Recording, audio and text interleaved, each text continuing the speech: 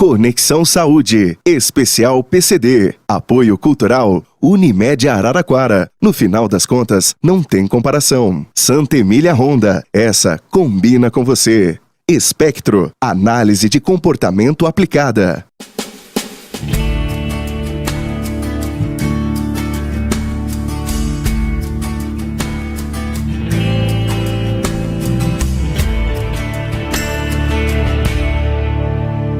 Sejam muito bem-vindos ao Conexão Saúde Especial. Seguimos com um programa dedicado à saúde e qualidade de vida das pessoas com deficiência. O de hoje tratará sobre a deficiência física, que de acordo com o Ministério da Saúde refere-se à alteração completa ou parcial de um ou mais segmentos do corpo humano, acarretando o comprometimento da função física. E as causas são diversas: genética, acidentes, violência urbana. Vamos conhecer algumas histórias. Começou nos anos 90, no dia 19 de novembro, dia da bandeira. Eu vi sobre um acidente, um disparo de arma de fogo. E até que eu fui parar numa cadeira de roda. Na época eu tinha 22 anos de idade, eu era voluntário da UDEFA, estava no aniversário do Dudu e do César, que eu era o vice-presidente, o vice e o presidente.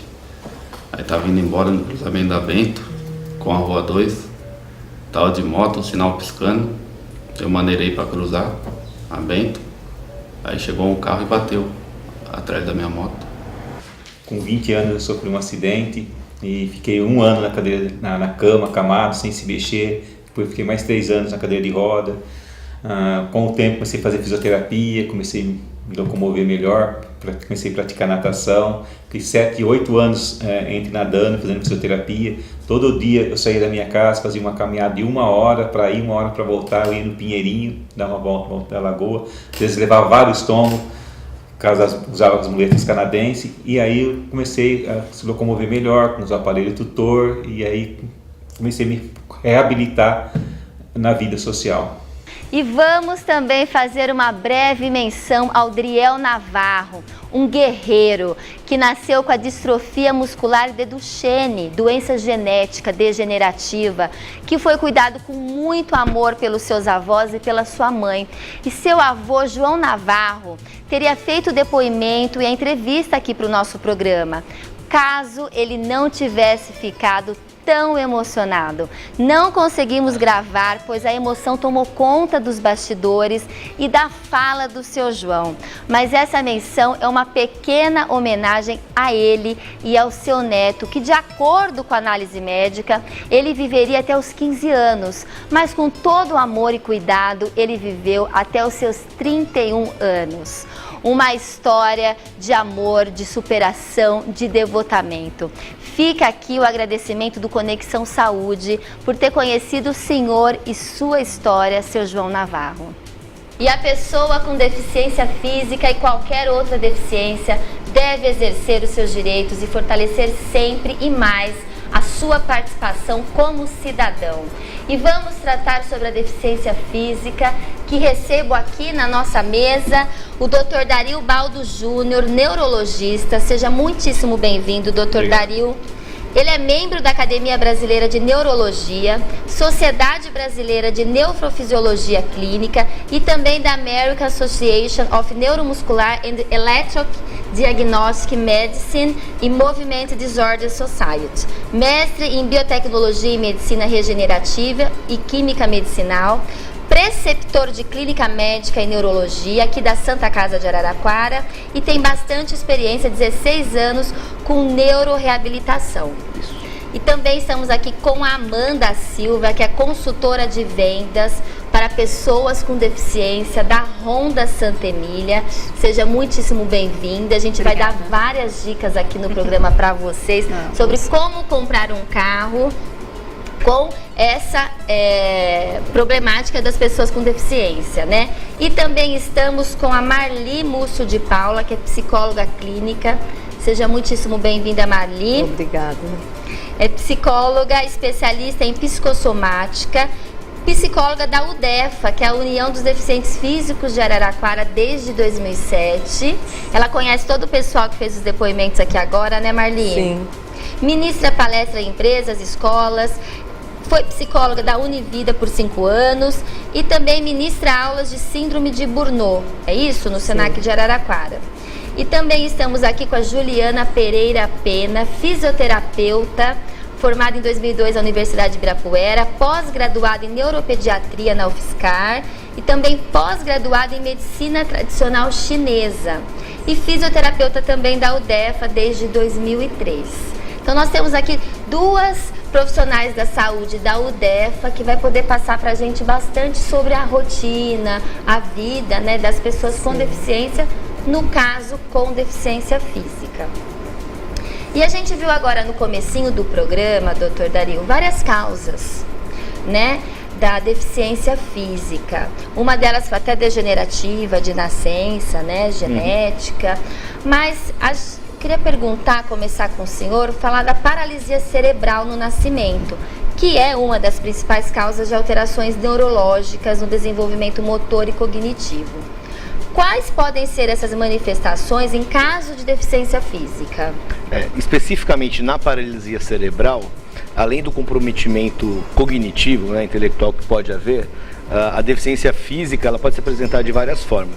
Na maioria das vezes, ela é caracterizada por uma perda de força, um déficit motor em um dos membros pelo menos. Num braço, numa perna, na metade de um corpo, por exemplo, como se fosse um AVC, né, mas é uma paralisia cerebral. Até mesmo o envolvimento de todos os membros, né?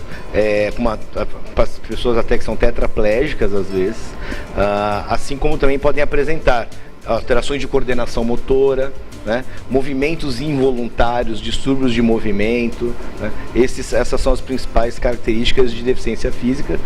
E na perda motora ela pode inclusive ter, além da perda de força, um grau de espasticidade, que é um grau de rigidez, existem vários graus de rigidez muscular que podem levar a pessoa a ter encurtamento dos tendões, promovendo assim posições que são realmente desconfortáveis e muitas vezes até dolorosas e que causam maior prejuízo até mesmo para aquela função que já está debilitada. E esses casos demandam cuidados específicos a vida toda? A vida toda. A partir do momento que a criança teve paralisia, né, o bebê, a hora que nasceu, a vida inteira não tem como... Não, a sequela que o caso de paralisia cerebral deixa, é claro que você pode ter uma melhora com o tempo e haverá, se bem cuidado, mas ela, na grande maioria das vezes, ocorrerá por toda a vida. E a neurologia pode atuar de qual maneira para minimizar esses efeitos? O neurologista cabe a ele participar do processo diagnóstico, é o neurologista que vai definir realmente se o diagnóstico é esse, né? Baseado em todo o histórico e no exame clínico e muitas vezes dependendo de alguns exames subsidiários. E além disso acompanhar o processo de reabilitação, né? Eu sempre digo que até uns bons anos atrás o neurologista não participava desse processo. Hoje ele participa, ele é mais atuante de várias formas, não só promovendo as reavaliações, né, periódicas, como também hoje atuando com bloqueios químicos, com medicação, orientando até algumas outras coisas, né? Então as sequelas elas podem ser recuperadas de alguma forma? Podem. Você pode melhorar graus de função, então de repente você não mexe nada naquele membro e há algum tempo você pode até movimentar, e se não movimentar, trazer para aquele paciente uma melhor postura daquele membro para que ele possa muitas vezes até andar melhor. O exemplo básico que eu dou é daquela criança de 12, 13 anos que tem uma contração aqui do braço, que para correr ela não tem equilíbrio, e que quando você aplica, por exemplo, o Botox, né, no braço, ele relaxa com o tempo, com a atuação de fisioterapeuta, terapeuta ocupacional, educador físico, assim por diante. E essa criança começa a correr melhor, porque o braço fica numa posição melhor e volta a ter o seu balanço do braço, né? Então esse é um exemplo que eu dou. Você pode recuperar posições e posturas para que outras funções também sejam melhoradas. Perfeito. Marli, você que é psicóloga há mais de 10 anos da UDEFA, né, que é a União de Deficientes Físicos de Araraquara, qual que é o perfil do deficiente físico aqui da nossa região? Quais são as causas da deficiência e o perfil dessa pessoa com deficiência? A pessoa com deficiência congênita é bem menor o número do que a deficiência adquirida. Por quê? Porque graças às vacinas, né, não temos mais casos de pólio, muito pouco. Então os atendidos ainda por pólio são poucos e com uma idade mais avançada. O grande problema nosso agora é acidente, veículo, moto. Muitos acidentes, né? Infelizmente AVC, com idade de gente nova tendo muito AVC. Então assim, a resposta emocional de cada um é muito diferente, é muito pessoal. Na realidade, a pessoa com deficiência tem que ser tratada individualmente, diferente da terapia coletiva. Por quê?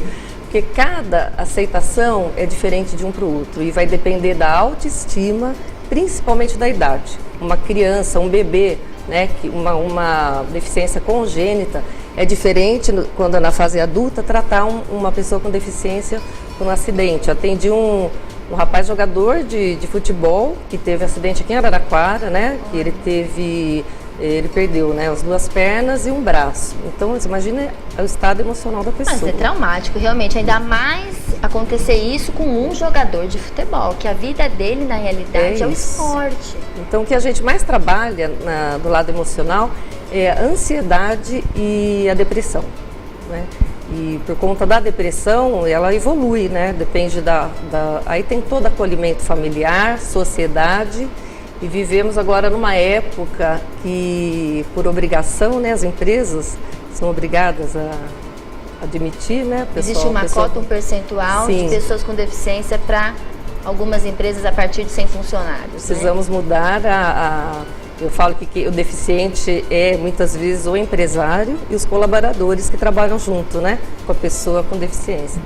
Mas é muito sofrido esse processo.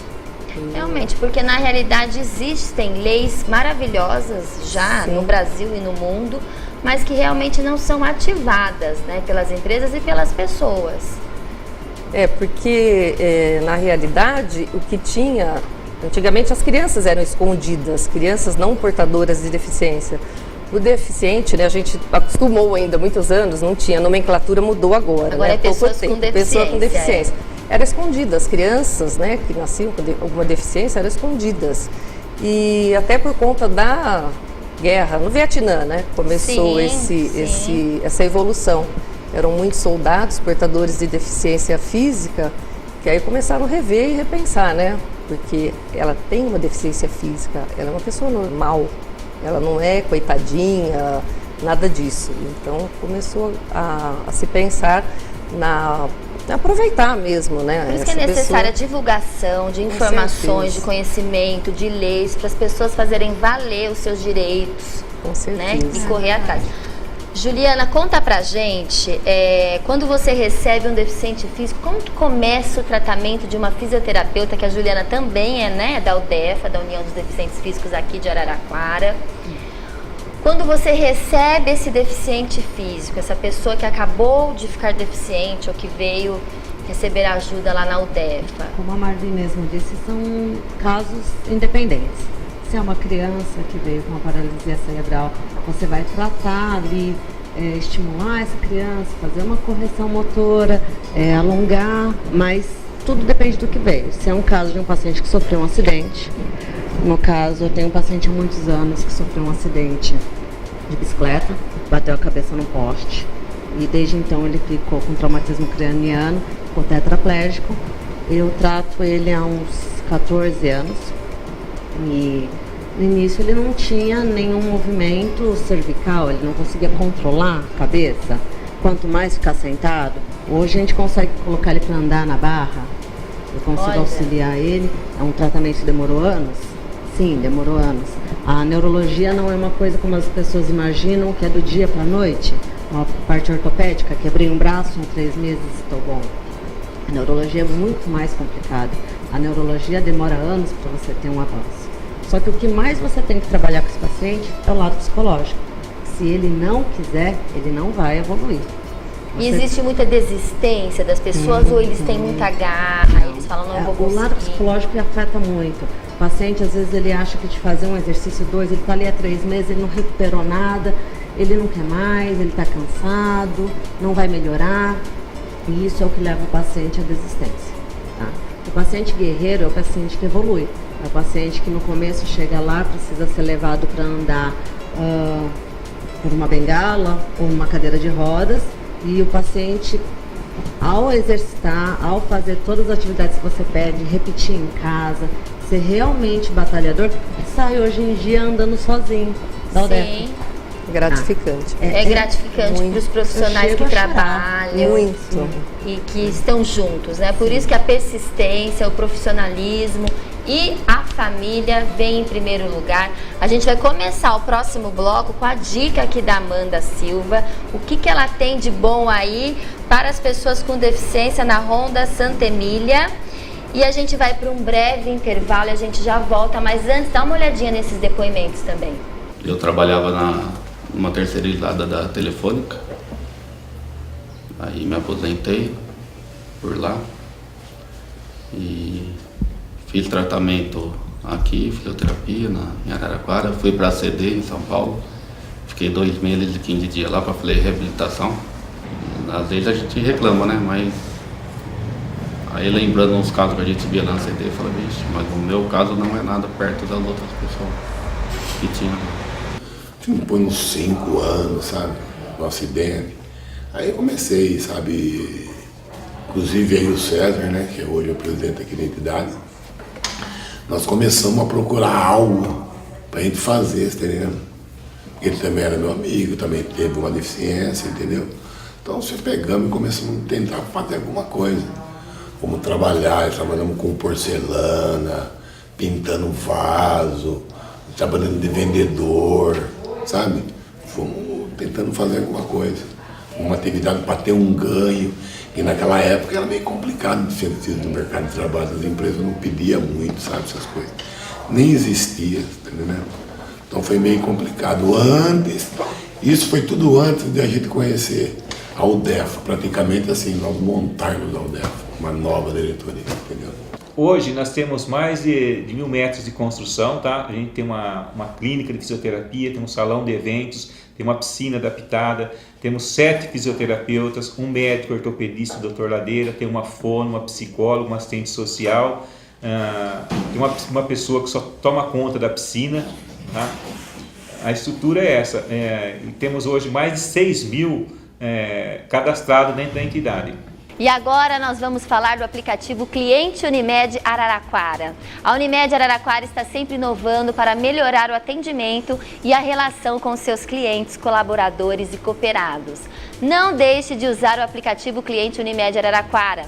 Baixando o aplicativo em seu smartphone, você tem benefícios como guia completo de médicos, clínicas credenciadas, segunda via de boletos, o chat, acompanhamento de autorizações e ainda em breve poderá contar com os resultados dos seus exames do Unilab, agendamento de consulta pelo aplicativo e muitos outros benefícios. Baixe já, baixe hoje mesmo pela sua Apple Store ou pelo Google Play e tenha todas essas e outras vantagens na palma das suas mãos, de qualquer lugar e em qualquer hora. Unimed Araraquara, porque no final das contas não tem comparação. Acesse www.unimedara.com.br ou ligue no 3303 1550. A gente vai para um pequeno intervalo e a gente já volta com mais Conexão Saúde Especial.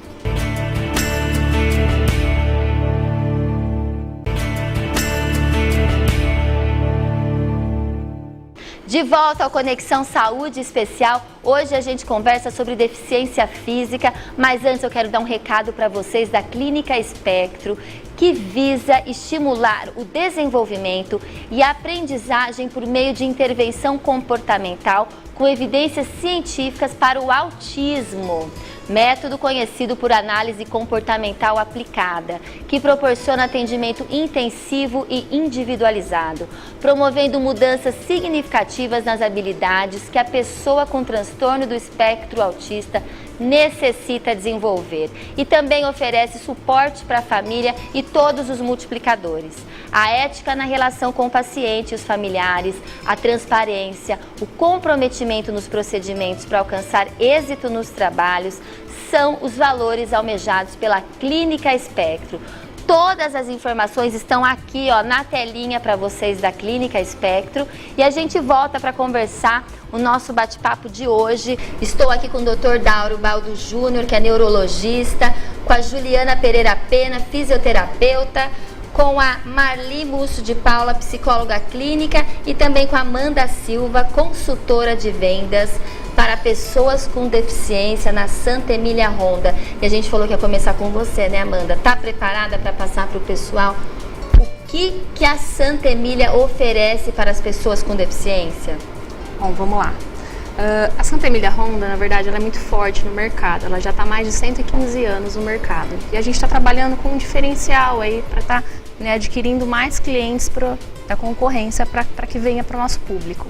Então a gente está oferecendo um serviço gratuito do processo, né, de IPI, está montando o IPI, o ICM, dando entrada, né, na isenção de IPVA. Então, só para a gente contextualizar quem está nos assistindo, a pessoa com deficiência, ela tem um desconto, é um percentual menor na compra de um veículo 0 km. Sim, isso. A gente, de certa forma, esse processo de PCD, ele é um pouquinho mais burocrático. Então, a gente está auxiliando o cliente.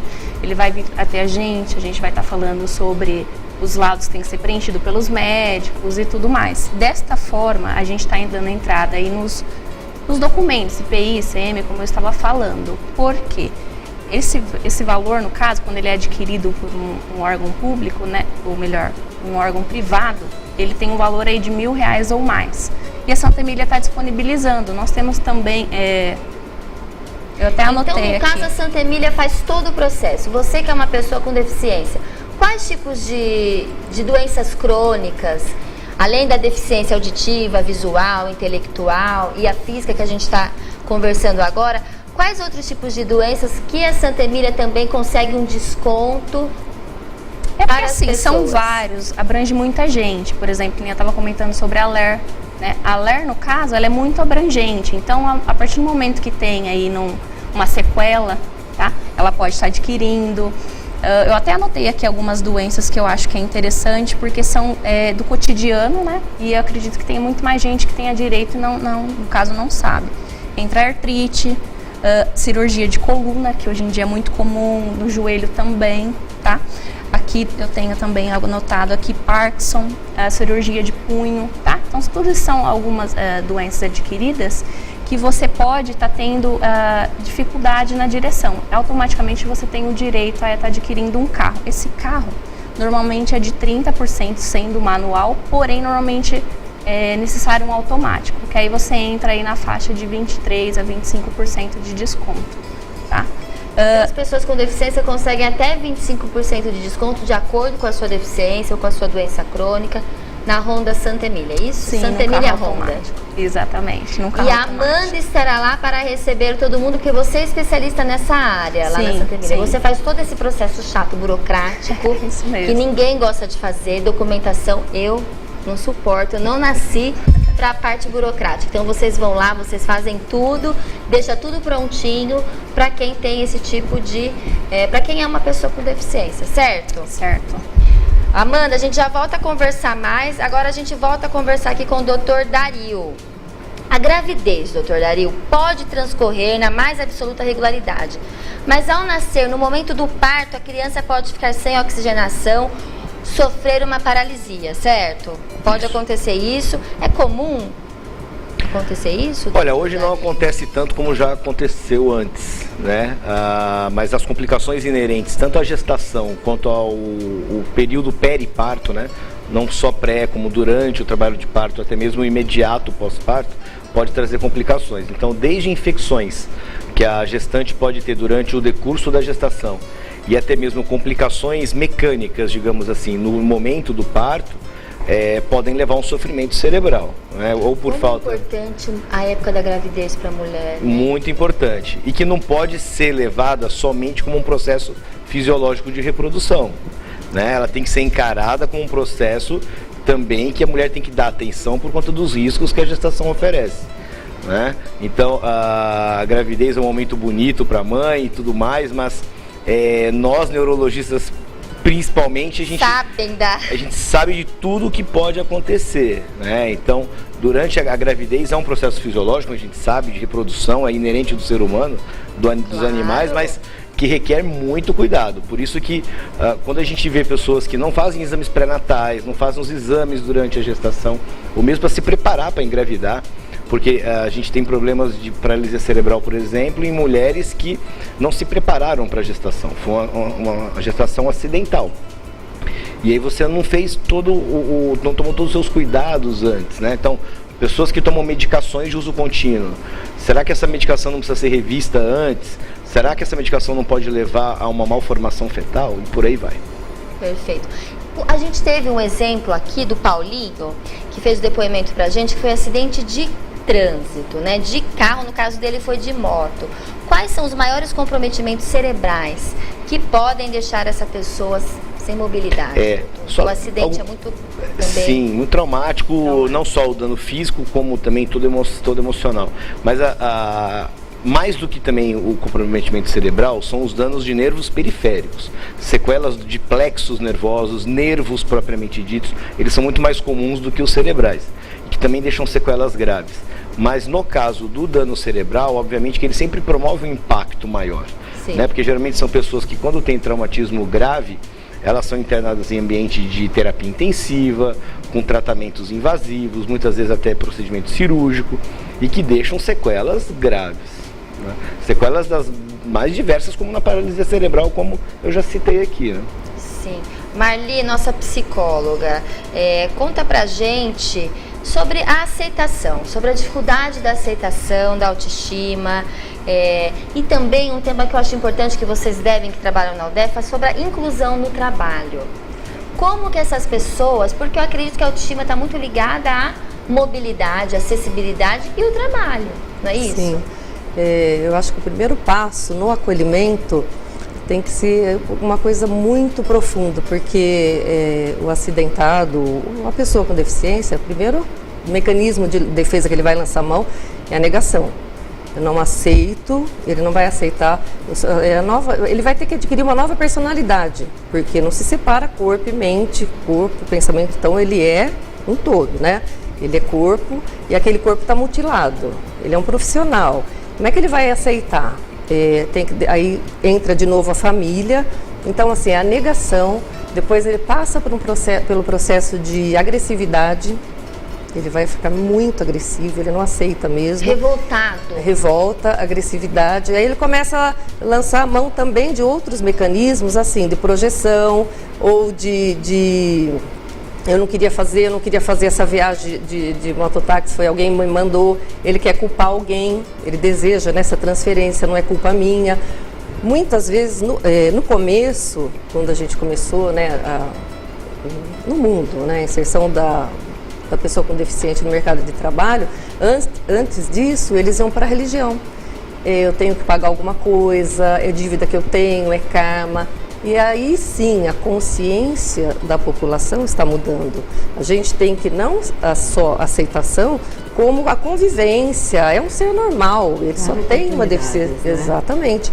E o que você falou, que a Juliana, o trabalho multidisciplinar é muito importante, né? Até um incentiva o outro. Você olha ali, ele chega sem nada, absolutamente sem movimentos quase. Muitas vezes o psicológico afeta bastante. Tem pacientes... Não é que afeta, é o principal. É o principal. Na minha opinião, quem sou eu para falar alguma coisa? Verdade. Mas eu acho que a vontade, a capacidade de... né, a resistência... Mas volta, Priscila, lá na família, na autoaceitação, no acolhimento, a construção da autoestima começa na infância. Sim. Então, muitas vezes, o fisioterapeuta tratou, cuidou, sarou, mas você não pode nem pensar em falar que ele está com alta. Porque ele está sendo acolhido, a fisioterapia toca, acolhe, o que eles ganham de presentes, você não pode dar alta num paciente desse. A cabeça... Está em processo de recuperação emocional. Exatamente. E quem Então, toma tem que muita esperar. decisão de perdão, é o próprio paciente. Então, às vezes ele fala, hoje eu estou funcional, hoje eu estou bem. Ele conseguiu adquirir alguns movimentos, ele não está 100% curado, porque a gente tem que entender que em muitos casos não há 100% de cura, mas ele passou a adquirir funções. Ele consegue ir no banheiro sozinho, ele passou a conseguir digitar uma máquina, um computador, ele consegue fazer atividades que ele pode voltar a se encaixar no mercado de trabalho. Por quê? Apesar dele não andar, de repente ele usa cadeira de rodas, mas o que impede ele de ser secretária, ser porteiro numa região que tem adaptação, ninguém impede ele de continuar funcional, independente das patologias. Tá? O objetivo é a funcionalidade, a pessoa voltar a viver. Às vezes não na mesma função. Independente, porque a questão é a independência. Sim, Né? Porque a pessoa fica deficiente físico, né? Acontece, e ela quer ter uma certa independência, que Isso seja... é o mais importante. Ele poder escovar um dente sozinho, poder comer, poder buscar um copo d'água. Isso motiva a pessoa, muda já a característica de vida da pessoa.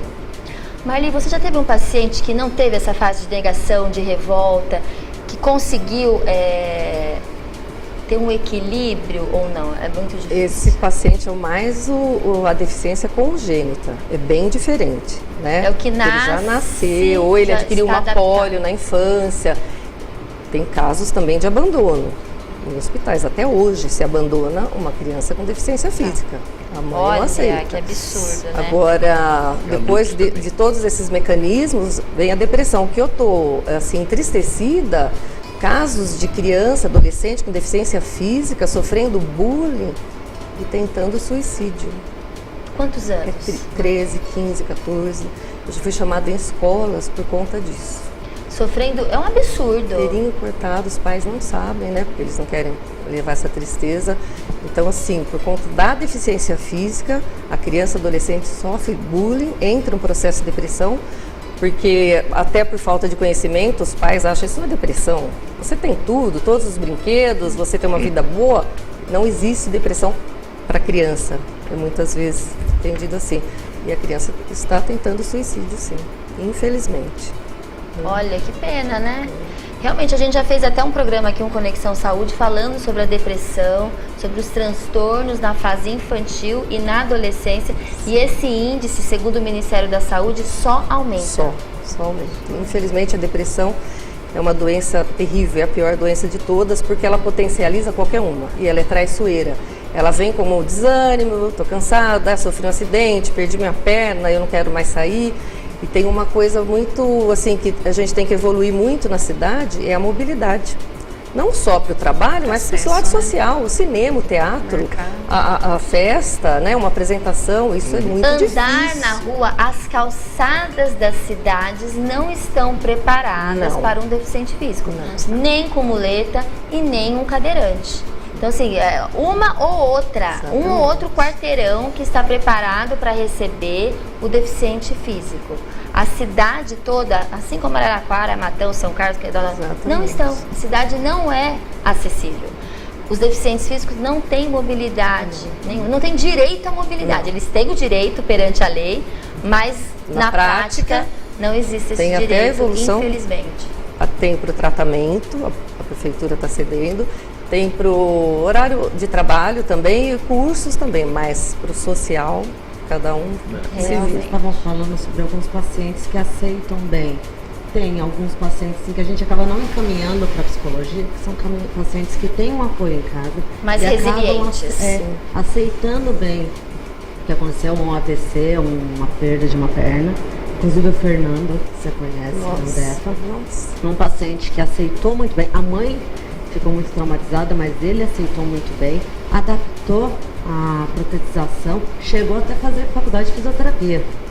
Que beleza, Então, são assim, essas histórias que pessoas fazem, né, a gente tem e vão pra frente, brilhar os olhos. É isso mesmo. A gente vai assistir mais um pouquinho de depoimentos e a gente volta depois dos intervalos. Minha mãe, meus irmãos, minhas tias, tudo. Me ajuda muito. Meus amigos também da UDEF, que já era deficiente, né?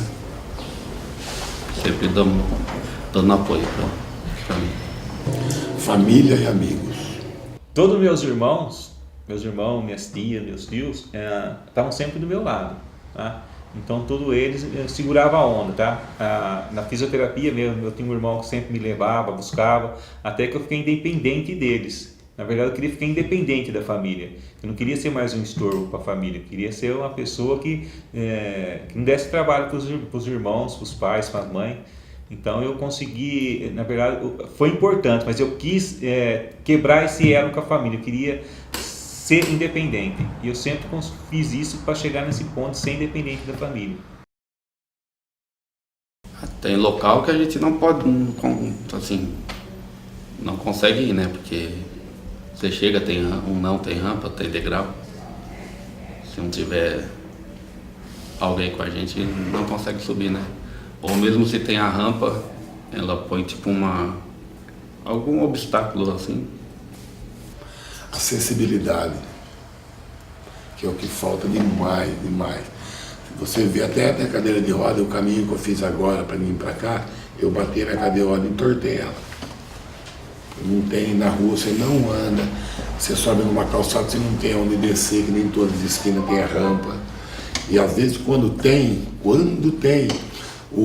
de ficar recapeando sempre a rua, que faz tempo que eu não repio também, você olha e fica aquela camada de asfalto, quando você vai subir, bate a sua cadeira.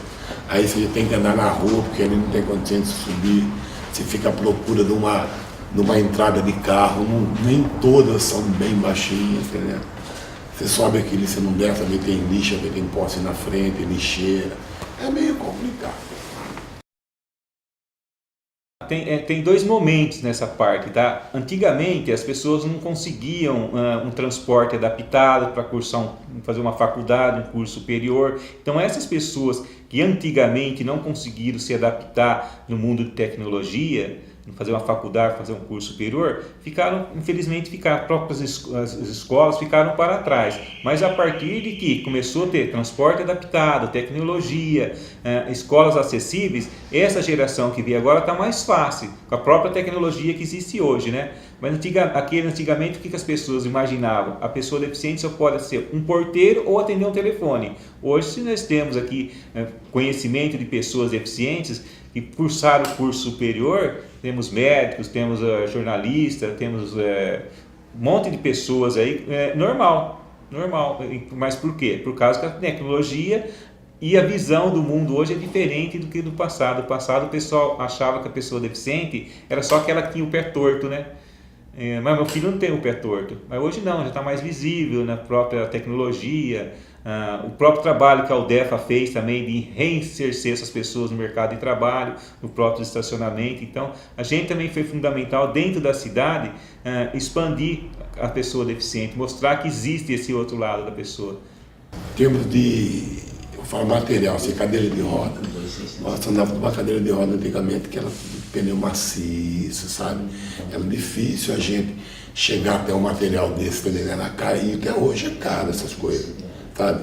Então, através dos governos, sabe, aqui na Araraquara, no município, deram uma cadeira de roda decente para nós. Hoje nós temos uma cadeira automática, está entendendo? Nós temos, assim, não só no meu caso, né? Mas tem amigo meu que necessita de uma prótese, de uma bota, sabe? Então hoje isso aí ajudou muito. Que é uma coisa que antigamente não tinha. Hoje a gente tem acesso.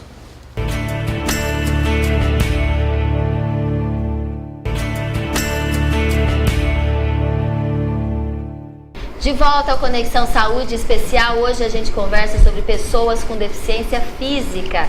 E a gente recebe aqui no nosso programa o Dr. Dario Baldo Júnior, que é neurologista, a Juliana Pereira Pena, fisioterapeuta, a Marli Múcio de Paula, que é psicóloga clínica, e a Amanda Silva, que é consultora especialista em vendas para pessoas com deficiência da Santa Emília Honda.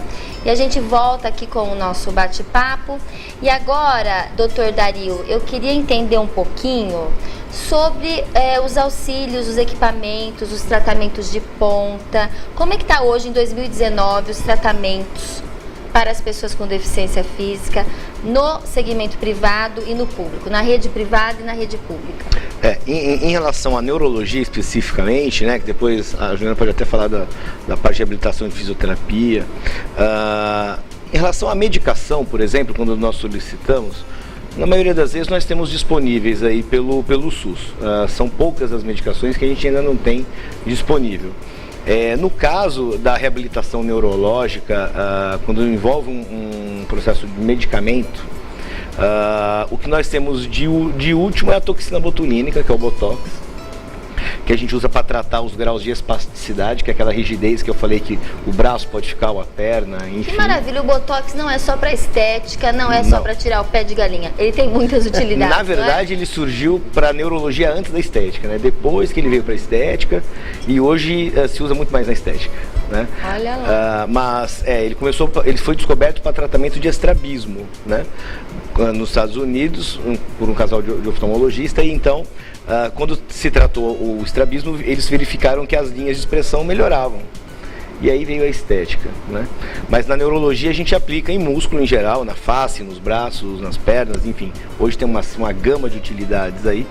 E esse medicamento ele é fornecido para o SUS, apesar de que em Araraquara nós temos uma dificuldade tremenda, né, da nossa Direção Regional de Saúde não disponibilizar isso, porque nós não temos um centro de referência pelo SUS aqui para isso especificamente. Eu já trabalho com isso em consultório privado há quase 17 anos, né, completos aí, já há muito tempo.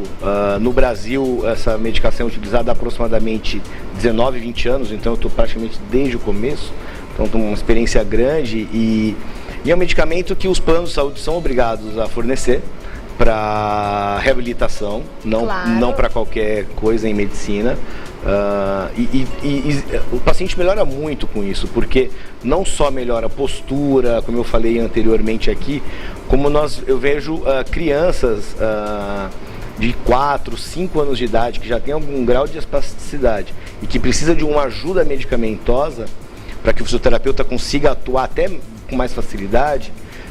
Depois que ela começa a aplicar a toxina botulínica, ela melhora de uma forma global. Inclusive a questão cognitiva a gente já sabe que melhora e já tem pesquisa que mostra esse resultado. Então os próprios pais falam, nossa, como melhorou em tudo, não só foi naquele músculo onde você aplicou. Então, em termos de medicação, é isso que nós temos, né? Existem alguns procedimentos de aplicação de medicação no espaço da coluna, algumas coisas assim, mas isso ainda é muito devagar. No setor privado ainda é muito lento pelo custo elevado. Não é, muitas vezes há uma judicialização de tudo isso, o que é mais dolorido até para o paciente, danoso, mas enfim, a gente tenta sempre amenizar esse sofrimento, indicando o melhor tratamento para aquela pessoa naquele momento, que não vai trazer tanto transtorno, né? Esse que não tem muito na rede pública, existe uma dificuldade para conseguir aqui na nossa região. É muito caro? Qual que é o valor? Um frasco hoje de toxina botulínica, dependendo da marca, nós temos 5 ou 6 marcas já no Brasil, ele varia hoje de 700, 800 reais até 2.300 reais, dependendo da marca. Em reabilitação, nós dificilmente utilizamos um frasco. É muito mais. Então, realmente já é um tratamento caro, mais custoso. Que tem que ser reaplicado aproximadamente a cada 4 meses. Então, o custo ano para um paciente aí adulto gira em torno de 30, 40 mil reais ano, né? Então, é realmente muito caro, não é para qualquer um. Mas o SUS disponibiliza isso. Disponibiliza também, mas tem essa dificuldade que o senhor falou, só para a gente entender. Esse é medicamentoso. Existem outros tratamentos de ponta, além do medicamento? Existem alguns dispositivos que a gente vê na televisão de vez em quando, que parece um robô, onde você vê a pessoa andando e tudo mais.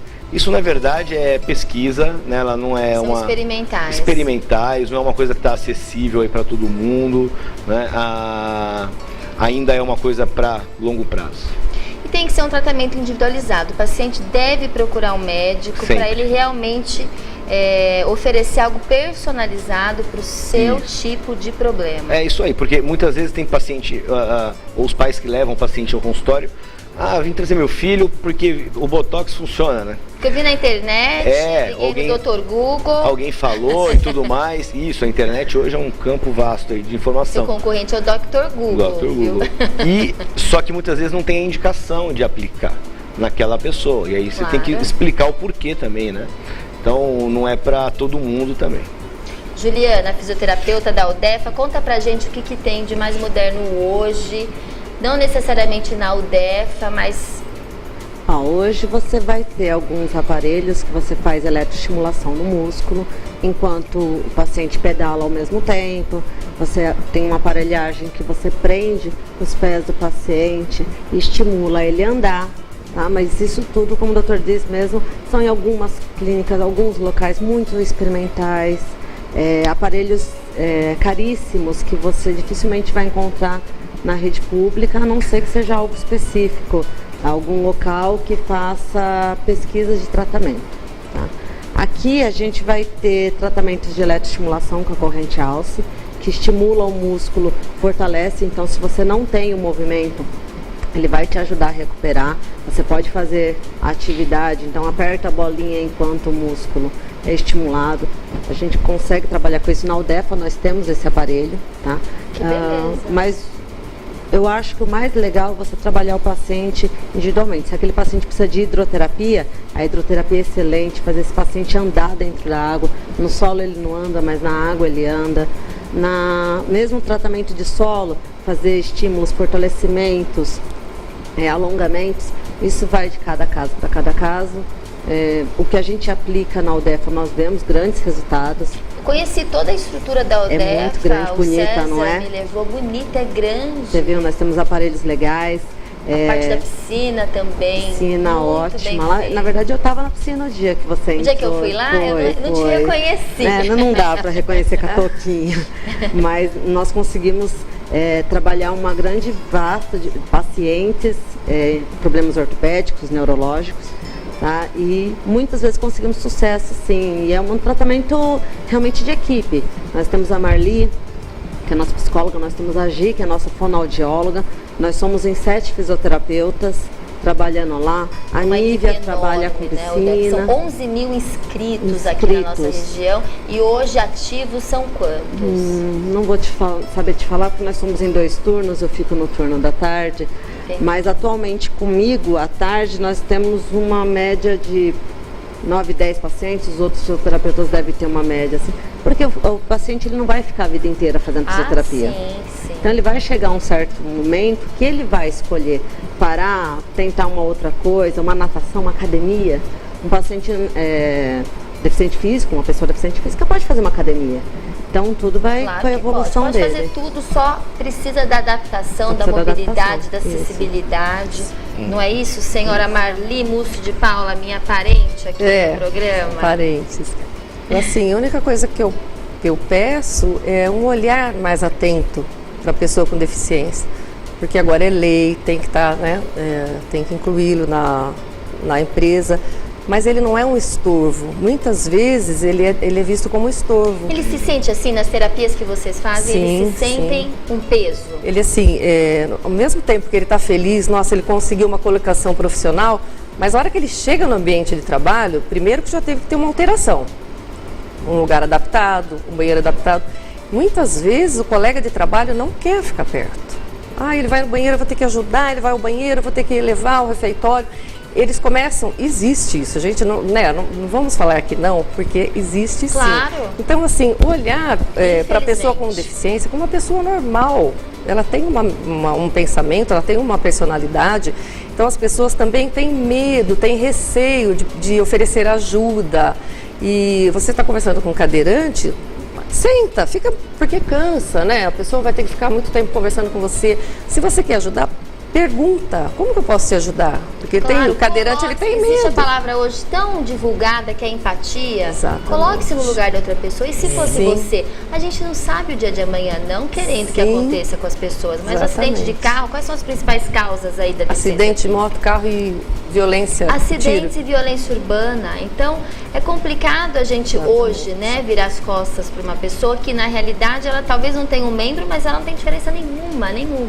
E as empresas têm todo total responsabilidade, quando inclui uma pessoa com deficiência no seu quadro de funcionários, de realmente fazer a inclusão. E a inclusão verdadeira não é somente dar ok na cota que você precisa colocar na sua empresa. Você precisa incluir aquela pessoa, aceitar, fazer com que as pessoas que estejam trabalhando com ela realmente acolha e trabalhe. Ela não está lá por conta de um percentual. Ela também precisa se desenvolver. Intelectualmente, emocionalmente, profissionalmente. Ninguém trabalha para preencher cota, ninguém quer isso. Isso não é caridade. Priscila, não é isso? Só uma curiosidade. Acabei de chegar de um cruzeiro. Acabei de chegar de um cruzeiro agora e fiquei no quarto com uma pessoa portadora de deficiência física, cadeirante. Aí as pessoas, eu encontrava com as pessoas, né, na parte social de e aí, como foi? E perguntavam para elas, tomou bem? Eu nem via. Quando eu acordava, ela já tinha saído, já tinha tomado banho. Ela é totalmente Nós nos encontrávamos nos lugares, nos bares, restaurantes. Mas como assim? Eu desci, eu tomou banho. Mas é. É isso que tem que quebrar esse Doutor Dario, para a gente finalizar, depois a gente pega um último recado aqui da Amanda.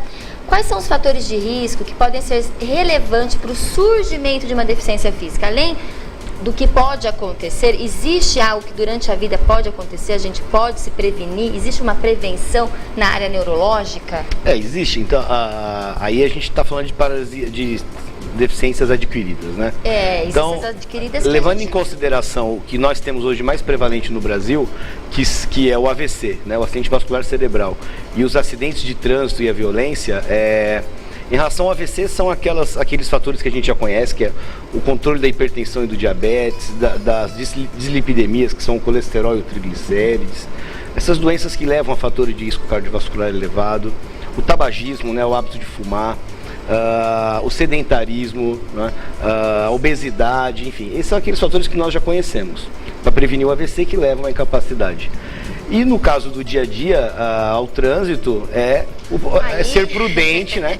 Aí hoje nós temos a idade de risco para isso, hoje é o adulto jovem, né? Você tem muito menos acidente com adultos mais experientes do que com adulto jovem, é o que mais sofre acidente, então, e do sexo masculino, né? E o que requer mais prudência, né? Muitas vezes a gente vê numa rua de um bairro alguém dando seta para você, achando que é uma rodovia, querendo te ultrapassar, numa rua onde a velocidade máxima é 40, 50 km por hora. Então, essa consciência, essa prudência, ela tem que ser construída e melhorada, né? A palavra é eduque-se, não é verdade? Uhum. Fala uma última dica aí da Santa Emília Honda para a gente finalizar o programa, Amanda. Na verdade, eu queria deixar um convite. Nós temos um carro adaptado para esse tipo de público, então o cliente que tiver o interesse de estar conhecendo o nosso carro, está disponível para test drive, e lá pode estar tirando as dúvidas também, para a gente estar auxiliando aí montar o processo, o PCD. Com certeza, procurem a Amanda na Santa Emília Honda. E a gente fica por aqui. Gostaria de agradecer a todos vocês, profissionais, que colaboraram hoje com o programa. A gente volta a semana que vem com o último programa especial, com o último Conexão Saúde Especial, que vai ser para pessoas com deficiência intelectual. Até a semana que vem, um grande beijo e a gente fica por aqui. Não pensar muito na deficiência, não pensa não. Tenta se adaptar ao dia a dia. O que você não consegue fazer, insista, vai insistindo até conseguir fazer. O que é que você pretende fazer? Você pretende fazer? Vai fazendo, que uma hora você consegue.